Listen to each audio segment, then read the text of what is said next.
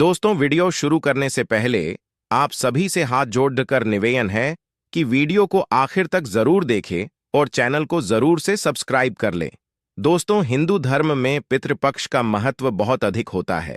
पितृपक्ष के दौरान हमारे पूर्वज पितृलोक से धरती पर हमें मिलने के लिए आते हैं। हमारे द्वारा उनके लिए किया जाने वाले श्रद्धा तथा तर्पण पिंड दान अधिकारियों से वे संतुष्ट होकर हमें आशीर्वाद प्रदान करते हैं।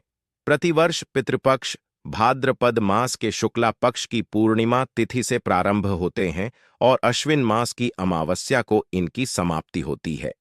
इसे सर्वपितृ अमावस्या कहा जाता है। पितृपक्ष के दोनों में मनुष्य को पितृ की संतुष्टि के लिए श्रद्धा कर्म तथा दान धर्म करने चाहिए।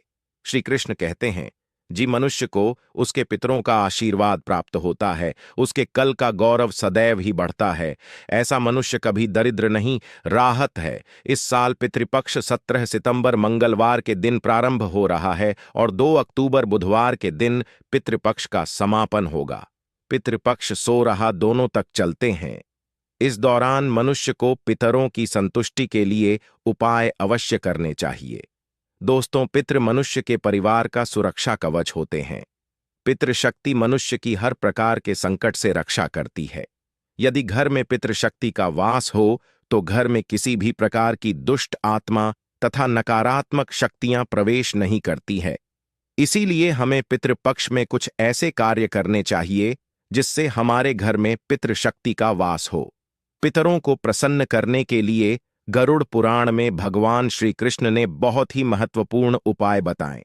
भगवान श्री कृष्ण के अनुसार पितरों की संतुष्टि के लिए सर्वोत्तम उपाय है दान करना, और दान में भी सर्वोत्तम होता है तिल का दान करना। जो भी मनुष्य पितृपक्ष में पितरों के लिए तिल का दान करता है उसके सभी पापों का एवं दुखों का नश हो जाता है। इसके अलावा आप पितृपक्ष में अपने पितरों की संतुष्टि के लिए वस्त्र आदि का दान अवश्य करें। यदि गाय का दान किया जाए तो कई गुना अधिक फलों की प्रताप होती है। दोस्तों, हमारे प्राचीन धर्म में गाय माता को एक अत्यंत महत्वपूर्ण और पवित्र पशु माना जाता है। शास्त्रों में गाय को माता कहा गया है और समस्त देवी देवता इनका पूजन करते हैं। गौ माता के शरीर में 33 करोड़ देवी देवताओं का निवास होता है। गाय एक अत्यंत पवित्र, निर्मल, शांत, निष्पाप जीव है। ऋग्वेद में इसे संसार का पालन पोषण करने वाली कामधेनु माता कहा गया है। इसके दर्शन मंत्र से मनुष्य के हजारों पाप नष्ट हो जाते हैं। इसीलिए कभी इस निष्पाप गौ माता पर अत्याचार नहीं करना चाहिए। गाय को कभी मारना नहीं चाहिए और कभी उन्हें कष्ट नहीं देने चाहिए। गाय को मारना शास्त्रों में सबसे बड़ा पाप माना गया है। दोस्तों, भगवान श्री कृष्ण को गायों से विशेष लगाव था। उन्हें गौ माता बहुत अधिक प्रिय थी। श्री कृष्ण के अनुसार गायों की सेवा करना ही सर्वश्रेष्ठ धर्म है। इससे बड़ा पुण्य का कार्य संसार में दूसरा कोई नहीं। कलयुग की भविष्यवाणी करते हुए भगवान श्री कृष्ण कहते हैं कि कलयुग में जब धर्म का लप हो जाएगा तब मनुष्य गाय की सेवा नहीं करेगा। मनुष्य केवल दूध के लिए ही गाय को पढ़ेगा। दूध के लिए वह गाय को बहुत कष्ट देगा, जिसके परिणाम स्वरूप कलयुग में पाप और धर्म उसके चर्म पर होगा। कलयुग के अंत का लक्षण बताते हुए श्री कृष्ण कहते हैं, जब संसार से गाय समाप्त हो जाएंगे तब कलयुग का अंत होगा। जो मनुष्य कलयुग में भी गाय की निस्वार्थ भाव से सेवा करेगा वह सुख समृद्धि प्राप्त करेगा। जो स्त्री रसोई में बनी पहले रोटी गौ माता को खिलाएगी वह सदा सुहागन और सौभाग्यशाली रहेगी। जो लोग अपने घर में गाय से प्राप्त पंचगव्य को घर में रखेगा उसके घर में कभी दुख दरिद्रता नहीं आएगी। दोस्तों, हमारे धर्म के सभी शास्त्रों में गाय की सेवा को ही सर्वश्रेष्ठ माना गया है। जो व्यक्ति प्रतिदिन किसी तरह से गौ माता की सेवा करता है वह सबसे अधिक पुण्यवान बन जाता है। गांव में तो मनुष्य को गाय की सेवा करने का अवसर प्राप्त होता है, लेकिन शहरों में गाय के दर्शन आसानी से नहीं हो पाते हैं। इसीलिए मनुष्य को गौशाला में जाकर गाय की सेवा करनी चाहिए अथवा गौशाला के लिए दान धर्म करने चाहिए। इसके अलावा आप अपने घर में ही गौ माता की मूर्ति रखकर उनकी पूजा जरूर करें। इससे भी माता कामधेनु का आशीर्वाद प्राप्त होता है। शास्त्रों में गौ माता को मां लक्ष्मी का रूप माना गया है। इसीलिए उनकी पूजा करने से दरिद्रता दूर होती है। प्राचीन कल से ही गौ माता की सेवा और संरक्षण करने की परंपरा चली ए रही है कई राशि। मणि अपनी कुटिया में गायों का पालनपुर करते थे तथा राजा महाराज गायों का दान करते थे। गायों के दान को सबसे बड़ा दान कहा गया है। गाय का दान करने से सभी जनों के पाप नष्ट हो जाते हैं और मनुष्य को मोक्ष की प्रताप होती है। आज हम आपको गौ माता के संबंध में बहुत ही महत्वपूर्ण बातें बताने जा रहे हैं। गाय की पूजा कैसे करनी चाहिए, गाय को कौन सी चीज खिलौने से कौन सा फल मिलता है तथा गाय के किस अंग को स्पर्श करने से दरिद्रता दूर होती है। आदि के बड़े में हमारे शास्त्रों में बहुत ही महत्वपूर्ण ज्ञान दिया गया है। हमारी अत्यंत पूजनीय गौ माता के बड़े में आप सभी को यह बातें अवश्य जान लेनी चाहिए। इससे आपके जीवन से सभी प्रकार के कष्ट दूर होंगे। दोस्तों, कई बार महिलाएं जाने अनजाने में गाय को कुछ चीज मिला देती हैं, जिससे मां लक्ष्मी क्रोधित हो जाती है।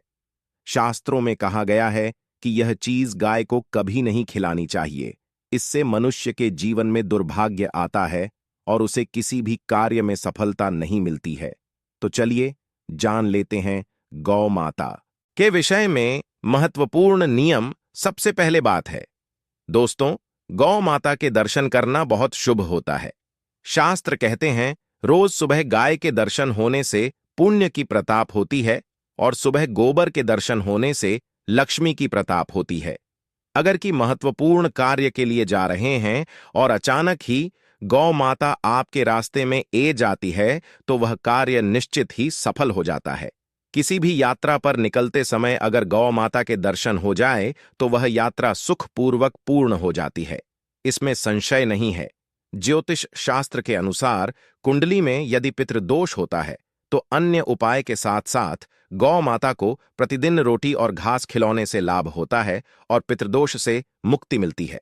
इसी तरह कुंडली में यदि शनि की 7.5 या महादशा है तो हर शनिवार और अमावस्या को कल रंग की गाय को घास या रोटी खिलाएं और उसकी पूजा करें।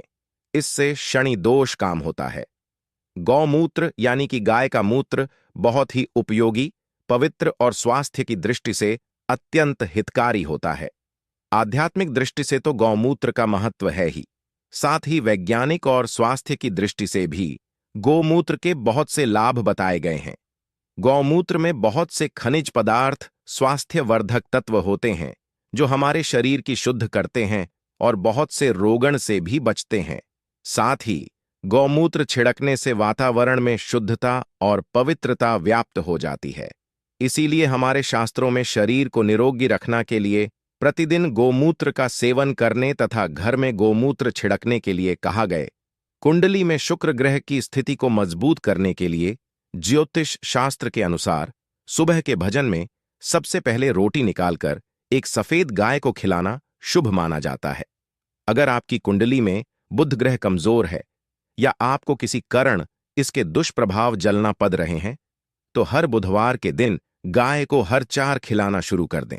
इससे दिशा से जुड़े दुष्प्रभाव दूर होंगे और आपको तमाम समस्याओं का हाल मिल जाएगा। अगर कुंडली में मंगल दोष है जिसके कारण आपके जीवन में कई तरह की परेशानियां हैं तो लाल रंग की गाय की सेवा करें। मंगलवार के दिन गाय का पूजन करें और उसे गुड़ और चयन आदि खिलाएं। बृहस्पति ग्रह को जीवन के सभी मांगलिक कार्यों का कारक माना जाता है। ऐसे में अगर किसी व्यक्ति के जीवन में विवाह आदि मांगलिक कार्यों में वाइन निर्माण हो रहे हैं तो उन लोगों को कुंडली में बृहस्पति ग्रह की स्थिति को मजबूत करने के लिए रोटी पर गुड़ और चयन रखकर गाय को मिला देना चाहिए। इससे आपको शुभ परिणाम प्राप्त होते हैं। अगर घर में अशांति है, लड़ाई झगड़ा होते रहते हैं तो घर में सुख शांति बनाए रखने के लिए घर के अंदर गाय के गोबर से बने उपल को जालना चाहिए और उसका धुआं संपूर्ण घर में फैलाना चाहिए। इससे घर की नकारात्मक ऊर्जा नष्ट होती है और सकारात्मक ऊर्जा में वृद्धि होती है। गाय के दूध, दही, गोबर और गोमूत्र से बने वाले मिश्रण को पंचगव्य कहते हैं।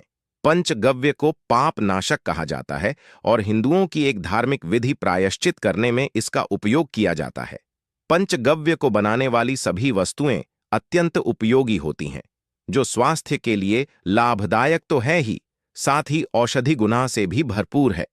दोस्तों, अगर आपके द्वारा पर गौमाता आई है तो उसे बिना रोटी खिलाएं जान मत देना, नहीं तो आपको दुर्भाग्य का सामना करना पड़ेगा, क्योंकि जिसके द्वारा से गाय बिना कुछ प्राप्त किया लौट जाती है, उसके घर से लक्ष्मी भी चली जाती है। प्रत्येक स्त्री को प्रतिदिन गाय के लिए एक रोटी बनानी चाहिए और प्रेम से गौ माता को खिलानी चाहिए। इससे गौ माता का आशीर्वाद प्राप्त होता है और मां की इच्छाएं पूर्ण होती हैं। कुछ लोग गौ माता को बंसी भजन अथवा झूठ मिला देते हैं। इसे शास्त्रों में पाप माना गया है। आप किसी अन्य पशु को मिला सकते हैं, लेकिन गाय को कभी झूठ नहीं खिलाना चाहिए।